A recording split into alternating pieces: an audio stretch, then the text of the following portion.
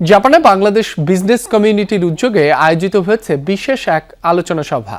শীর্ষস্থানীয় বেশ কয়েকজন ব্যবসায়ীদের সমন্বিত উদ্যোগে এই সভায় যোগ দেন জাপানে নিযুক্ত বাংলাদেশের রাষ্ট্রদূত।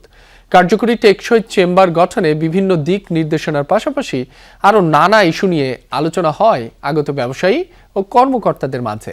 দ্রুতই বাংলাদেশ বিমানের ফ্লাইট পুনরায় চালুর আশ্বাস দেন রাষ্ট্রদূত। জাপান থেকে সহকর্মী আহমেদ নাইমের প্রতিবেদনে বিস্তারিত। শিল্প উন্নত জাপানে বর্তমানে বহু প্রবাসী ব্যবসায়ীর বসবাস।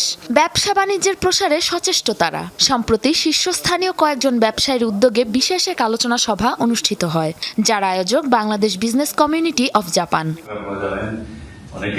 সভায় প্রধান অতিথি ছিলেন জাপানে নিযুক্ত বাংলাদেশের রাষ্ট্রদূত মোহাম্মদ দাউদ আলী। বিশেষ অতিথি ছিলেন ড্যাফোডিল বিশ্ববিদ্যালয়ের চেয়ারম্যান ডক্টর মোহাম্মদ সবুর খান। এছাড়াও আলোচনায় যোগ দেন দেশটির বিভিন্ন পর্যায়ের ব্যবসায়ীরা। এ সময় প্রশ্নোত্তর পর্বে দ্রুততম সময়ে বাংলাদেশ বিমানের ফ্লাইট পুনরায় চালুর আশ্বাস দেন রাষ্ট্রদূত। সভায় একটি কার্যকরী চেম্বার গঠনে দিক নির্দেশনা দেন ডক্টর সবুর খান।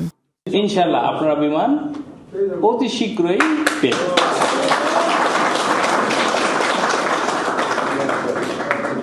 শুরুতে হয়তো একাধিক ফ্লাইট পাবেন না, তবে আশা করছি আমরা গভর্নমেন্ট বিমান লিজ নেওয়ার চেষ্টা করছে, এটা হলেই একাধিক ফ্লাইট পেয়ে যাবে।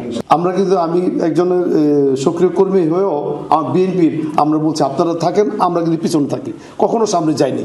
যে আমাদের সবচেয়ে বড় দুর্বলতা হচ্ছে আমরা ইউনাইটেড না। Let's try to start from today যে আমরা একটা ইউনাইটেড নেশন।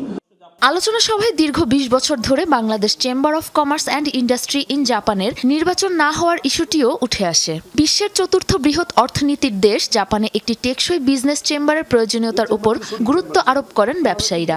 করতে পারেন এটা। সাবরিনা নুসরাত, যমুনা নিউজ।